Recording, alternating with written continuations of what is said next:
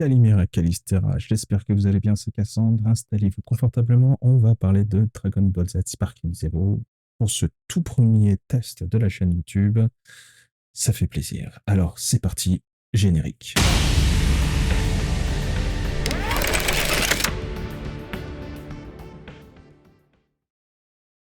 Pour ceux qui ne l'ont pas encore fait, n'hésitez pas à liker, partager, commenter. Ça me donne de la force, ça fait plaisir.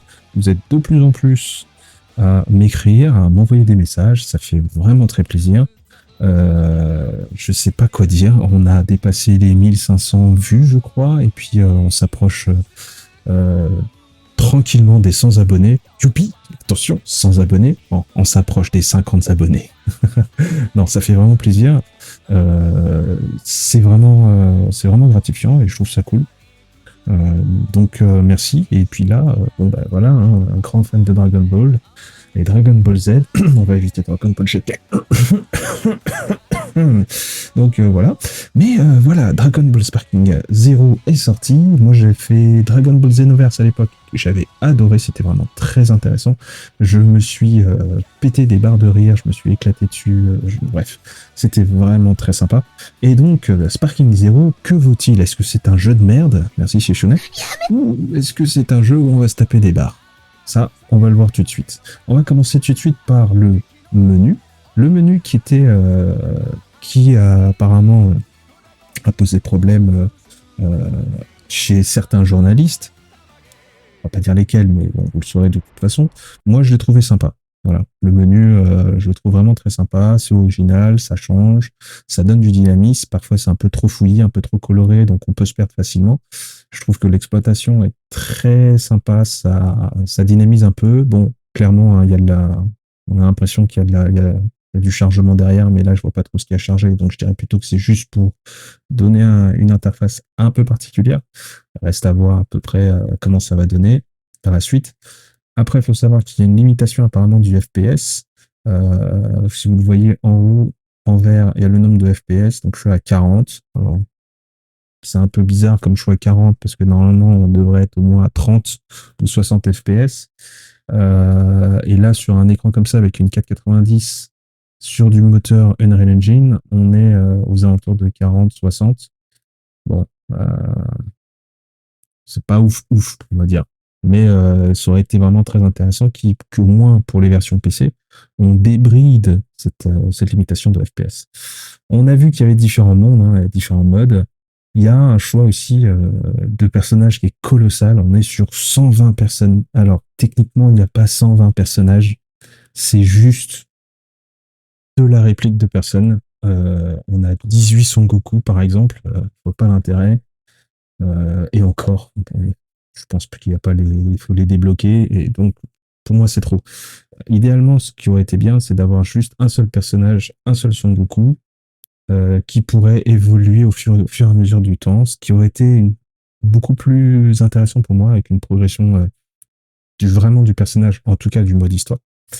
Et on aurait un seul personnage qui pourrait changer de forme et changer de transformation.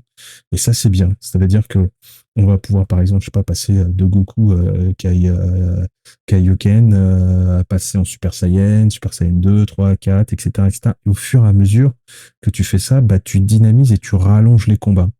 Ça, c'est plus intéressant quand vous allez jouer avec un personnage, et puis ou bien même mieux, à force de à force de taper, à force de perdre des vies, bah, tu vas augmenter ta puissance, tu vas gagner un peu de vie, tu vas gagner etc., etc., et tu vas pouvoir passer par toutes les phases de transformation. Et là, il n'y a rien de plus jouissif. Il n'y a rien de plus jouissif que ça, plutôt que d'avoir 10 000 personnages, copies de lui-même dans différents trucs. Non, vous faites un personnage et vous avez un arbre de compétences qui se débloque à chaque transformation, c'est-à-dire par exemple en classique, il fait un super Kamehameha, et puis quand il passe en SSJ God, bah, il fait un super Kamehameha de la mort qui tue, mais le super Kamehameha, il ne peut pas le faire quand il est en normal, vous voyez. C'est une progression qui est simple, c'est une progression qui est beaucoup plus jouissive que d'avoir 18 Son Goku dans un seul jeu, quoi.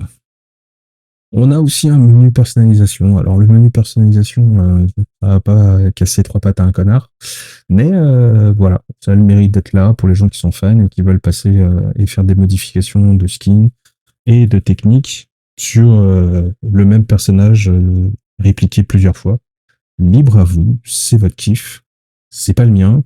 Et puis surtout, moi, je constate juste que ça fait de l'allongement de jeu en plus, qui n'est pas forcément utile et qui peut vite redevenir redondant. Concernant le mode histoire, alors, on l'a vu, on l'a revu, on l'a fait, on l'a refait encore, et là on se retrouve encore dans le même truc. On va refaire encore l'histoire, mais on a la possibilité d'avoir des choix, on a la possibilité de pouvoir faire venir telle ou telle personne, l'intégrer dans des choix. C'est pas une mauvaise chose, c'est une bonne chose, ça permet d'avoir différentes fins alternatives. Mais voilà, ça va rajouter un peu de plus dans le jeu, mais sans vraiment dénaturer l'histoire, sans vraiment bouleverser. Je pense que le mode histoire va vite être fait. Et par la suite, on va passer à autre chose et ça va être principalement que du combat en ligne. Donc, ce qui est bien avec ce Sparking Zero, c'est les combats principalement en ligne. Le mode histoire, tout le monde l'a vu, tout le monde s'en fait.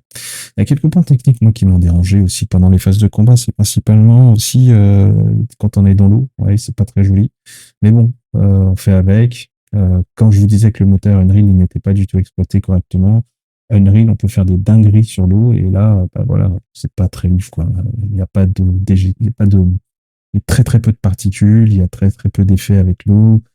On aurait pu faire vraiment quelque chose de vraiment très sympathique. Ils auraient pu aussi utiliser le voxel. Alors le voxel, c'est un système en fait de map. Alors, pour faire simple, hein, le voxel, quand vous jouez à Minecraft, Minecraft c'est du voxel. C'est du gros voxel. Le voxel, c'est un système de cubes. C'est plein de petits cubes qui vont créer et générer enfin, qui vont faire la map.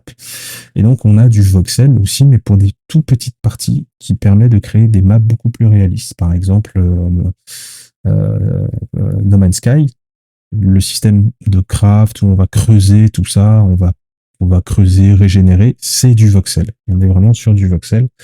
Et cette technique-là permet d'avoir une densité d'événements et de destruction qui est intéressant aussi, sans trop pomper de ressources. Le voxel, c'est un bon moyen d'avoir un bon jeu sans trop tirer sur les capacités de votre machine.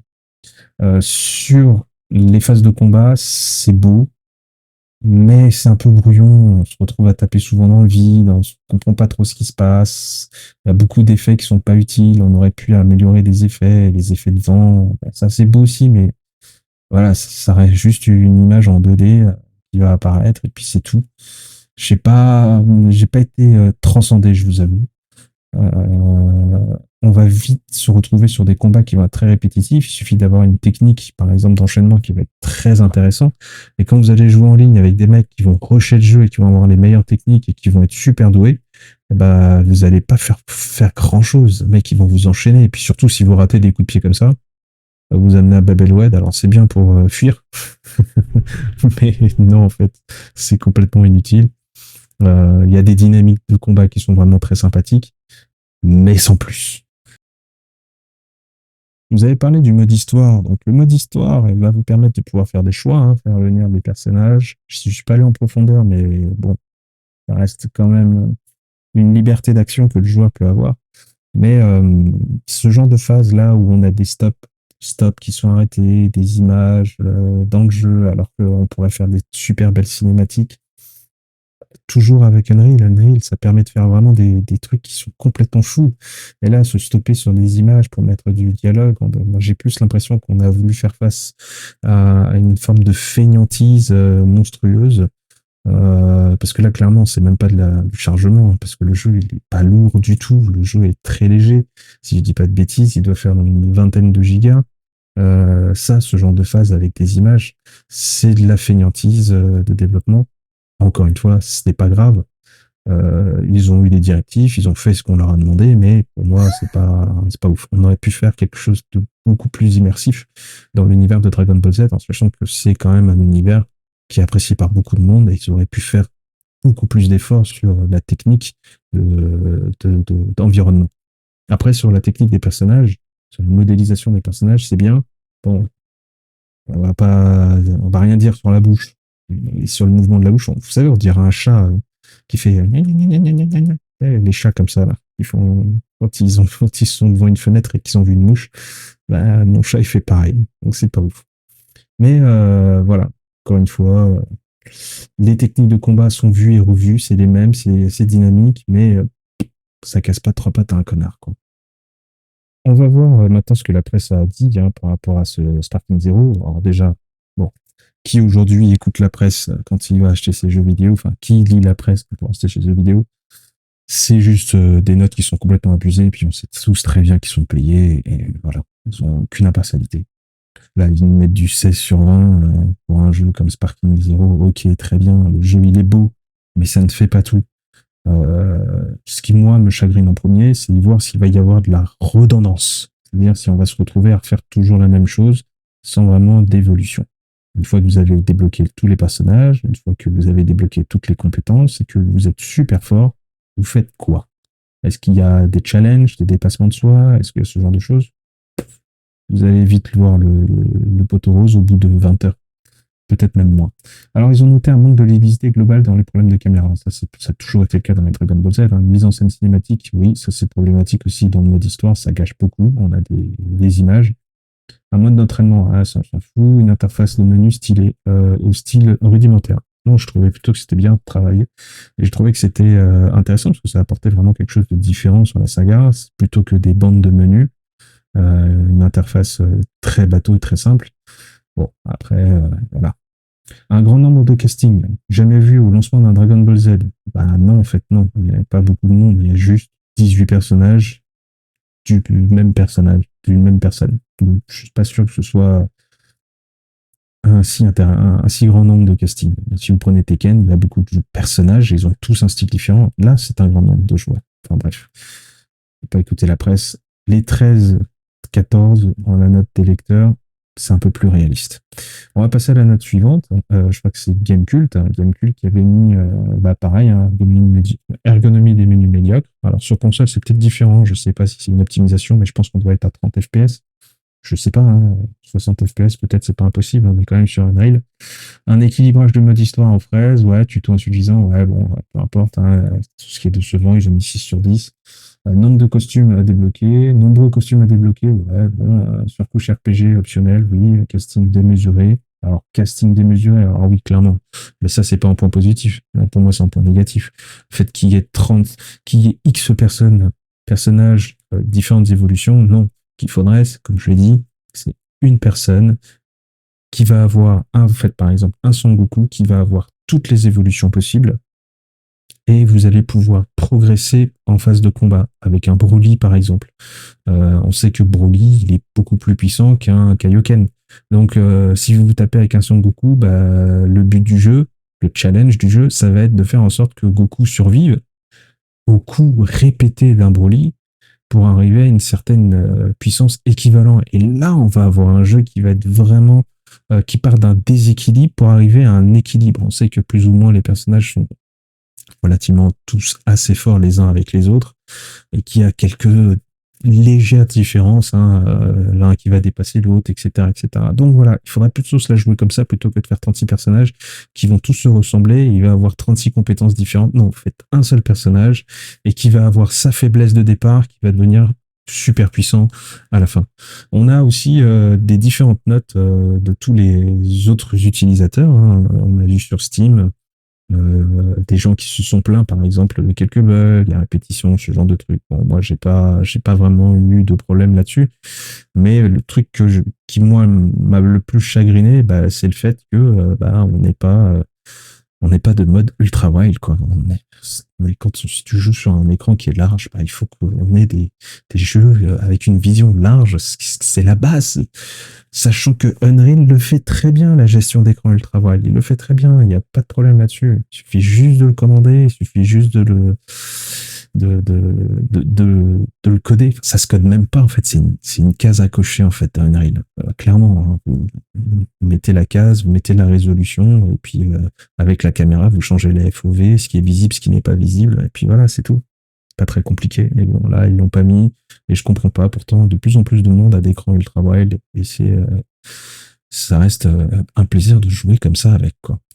Bref, mon avis sur ce Sparking Zero, c'est que c'est sympa, ça va être, je vais kiffer pendant 1 ou 2 heures. Et puis après, je vais lâcher parce que je vais y voir le côté redondant, le côté répétitif. Et voilà. Donc, si je dois lui donner une note sur 10, bah, je lui donnerai 4. Voilà, tout simplement. Je suis pas, j'aime pas trop donner des notes à des jeux, mais voilà, je lui donnerai 4 parce qu'il y a du travail. Il y a aussi la facilité, hein, le moteur Henry, il leur a beaucoup facilité la tâche. Après, ils sont pas aussi responsables, hein. Ils vont développer ce qu'on leur demande de développer et on obéit généralement. Voilà, c'était Cassandre. J'espère que ça vous a plu. N'hésitez pas à liker, partager. Donnez-moi vos avis en commentaire, ce qui vous a plu, ce qui vous a déplu éventuellement. Ce que vous pensez aussi du fait d'avoir 36 personnages identiques, qui va encore commencer à avoir des techniques différentes à chaque personnage alors que c'est une seule et même personne. Dites-nous en commentaire ce que vous en pensez. N'hésitez pas à partager. Vous êtes de plus en plus nombreux sur la chaîne et vraiment ça fait plaisir. Je prends aussi du galon. Hein, je m'améliore de plus en plus dans le montage des vidéos, dans l'utilisation de YouTube et j'adore ça. Je trouve ça vraiment très intéressant. Et voilà. Je vous souhaite une très bonne journée et une très bonne soirée si vous m'écoutez le soir. Et je vous dis à très bientôt. C'était Cassandre. N'hésitez pas, likez, partagez et abonnez-vous.